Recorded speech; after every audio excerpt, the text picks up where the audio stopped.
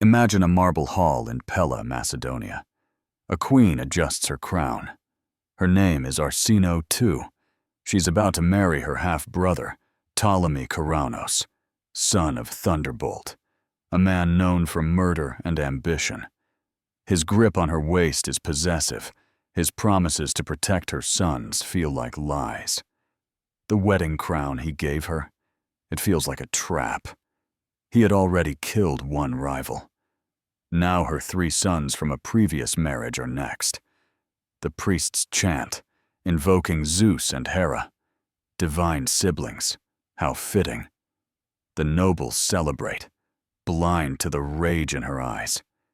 At 15, Arsinoe had already been married off once to an aging ally. Now, at 40, she's bargaining with her future again. But she's no pawn. She's learned that in this world, survival demands more than charm. It takes strategy. Her eldest son, Ptolemy, refused to attend this wedding, sensing the danger. She walks straight into it, already plotting her next move. Tonight, her new husband thinks he's claimed a queen.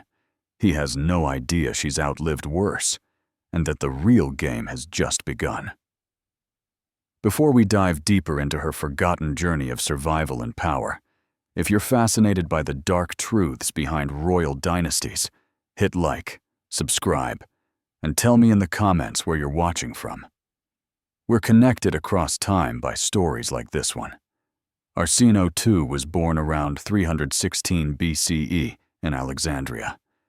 Her father, Ptolemy I Soter, once carried Alexander the Great's body from Babylon and built a kingdom from the wreckage of his empire. In the palace halls, young Arsinoe learned early.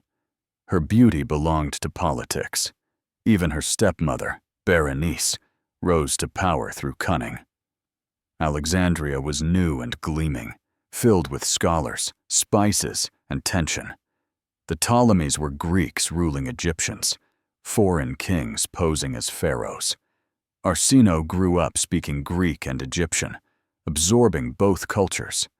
She saw how Egypt made gods of rulers, and how incest, to Egyptians, was sacred, modeled on gods like Isis and Osiris. To Greeks, it was abhorrent. At 15, Arsinoe was married off to Lysimachus, the battle-scarred king of Thrace, to seal an alliance. He was over 50. The marriage, held in the ancient city of Sardis, was grand, but political. Her beauty masked fear. Her future tasted bitter. But she adapted. Soon she bore him 3 sons, Ptolemy, Lysimachus, and Philip, and became a powerful figure in court. But her husband already had a son, Agathocles. The question of succession became a crisis. Factions formed. Whispers spread. The Egyptian queen was seen as a threat. To survive, she built her own power base. Allies, rituals, poets. By 283 BCE, her eldest son was 16, ready to be named heir. The aging Lysimachus had to choose his older son Agathocles, or Arsinoe's children. Soon after, Agathocles was accused of treason and executed. The kingdom fractured. Many nobles blamed Arsinoe, calling her a sorceress. Her husband's enemies pounced. Seleucus I invaded. In 281 BCE, the old king took the battlefield one last time. At the Battle of Corupedium, he was killed. The kingdom he had ruled for decades fell apart. And Arsinoe? She survived. Again. With the death of her husband, the kingdom of Thrace crumbled. Arsinoe, just 30, was left a widow with 3 sons and no army. As enemy forces closed in and nobles turned against her, she did what she always did. Planned. She gathered loyal allies, grabbed what treasure she could, and fled with her children under cover of darkness. Once a queen in silk, she was now a fugitive in rough wool, riding west as her world burned behind her. but fate had more twists in store. Her half-brother, Ptolemy Ceraunus, living in exile, had just murdered his benefactor and seized the throne of Macedonia. He sent her a marriage proposal, promising safety and a future for her sons. Arsinoe, hardened by decades of betrayal, knew better than to trust such words, but she had no other choice. To refuse meant exile and powerlessness. To accept meant gambling with everything. She sent her eldest son away for safety and married Ceraunus in Pella. The ceremony was lavish, but behind the pageantry lurked darker plans. That very night, Ceraunus had her 2 younger sons dragged from their beds and murdered. Their blood stained the palace floors. Arsinoe, consumed by grief, quickly began plotting escape. Disguised as a servant, she slipped out of the palace, aided by a decoy and a secret network of allies.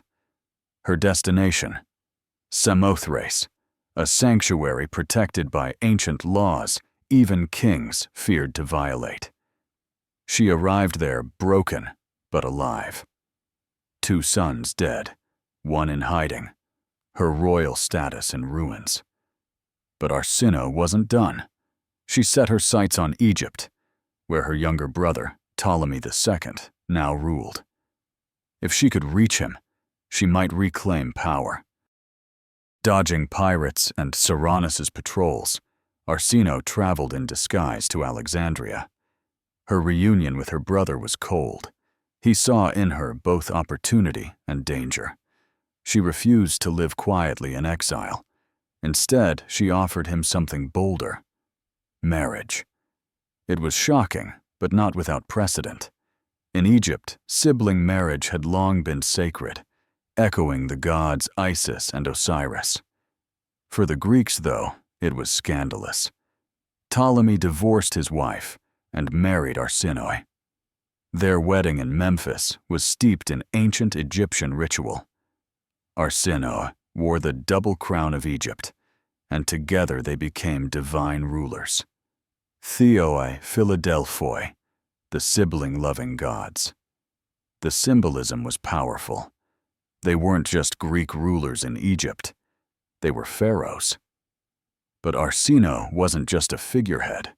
She governed with energy and insight, helped resolve internal conflicts, supported intellectual life in Alexandria, and reshaped Egypt's foreign policy. For the first time in her life, she had both power and freedom, and she intended to use both. As Rome pushed westward and the Parthians threatened the east, the Ptolemies faced a shifting and dangerous world. Arsinoe understood that survival required more than force. It demanded divine image-making. Under her guidance, she and Ptolemy II were depicted not just as monarchs, but as gods. On coins and temples, they stood beside Egyptian deities, receivers of offerings, guardians of the cosmic order. It worked. Both Greeks and Egyptians began to see them as rightful heirs to pharaonic power, not as foreign rulers, but as divine sovereigns rooted in ancient tradition. No other Hellenistic dynasty could claim such a fusion of political and religious legitimacy. But the cost for Arsinoe had been enormous. She had sacrificed husbands, children, and any hope of an ordinary life. She had watched her sons die, crossed seas in exile, and endured betrayal after betrayal. Now in her 40s, childless but crowned, she had traded everything for divine status. Her story had transformed from tragedy to myth. She had once been a pawn, a refugee, a mother in mourning, and now she ruled as a goddess. Though her marriage produced no heirs, it produced something more lasting, a new political model. Royal incest, once shocking, became tradition. Future queens like Cleopatra III would follow her lead. But beneath the triumph lay a haunting truth. In becoming a symbol, Arsinoe lost herself. She became legend, immortal, untouchable, but no longer human. Her suffering laid the foundation for a dynasty built on blood and divine theater. As night settled over Alexandria and the temples rang with prayers to the Theoi Philadelphoi, the memory of her murdered sons lingered in the palace gardens. Their laughter, now ghostly, echoed through the centuries, a reminder that divine power always exacts a price. The dynasty she helped shape would endure for generations, birthing both brilliance and depravity. But it all began with Arsinoe, the woman who turned pain into precedent, and loss into the foundation of a new political faith. Power, Arsinoe taught, isn't inherited. It's earned. The gods may make you a prince, but only your actions make you a king. These weren't just words. They came from bitter experience. She had seen royal heirs destroyed by entitlement, too weak to defend the thrones they believed were theirs by birth. Ptolemy III, her stepson, listened well. Her lessons would shape his reign. Over the years, Arsinoe stepped into roles few women ever had. She sat in council with generals and governors. She received foreign emissaries, fluent in the protocols of diplomacy. She even performed sacred rituals alongside her brother-husband, sharing duties once reserved for pharaohs alone. The transformation was astonishing. Once a pawn in her father's schemes, Arsinoe now commanded respect across the Mediterranean. Rulers sought her favor. Poets praised her. The people revered her as a goddess whose presence blessed the land. Her greatest legacy, though, was institutional. Before her, royal women were background figures, wives, mothers, bargaining chips. Arsinoe changed that. She created the model of Ptolemaic queenship, a blend of divine Egyptian kingship and Hellenistic statecraft. Future queens, including Cleopatra, would follow her blueprint. It was a profound irony. The woman once forced into incestuous marriages as a political tool turned that very system into a platform for unprecedented female power. She forged chains into crowns. As she entered her 50s, Arsinoe focused on legacy. She had no biological heirs, but she left behind something greater, a dynasty-defining institution.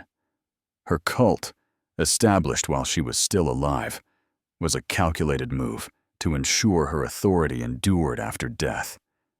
Temples were built in her name. Priesthoods performed rites in her honor. Festivals marked her divine marriage. She died in 270 BCE at 46.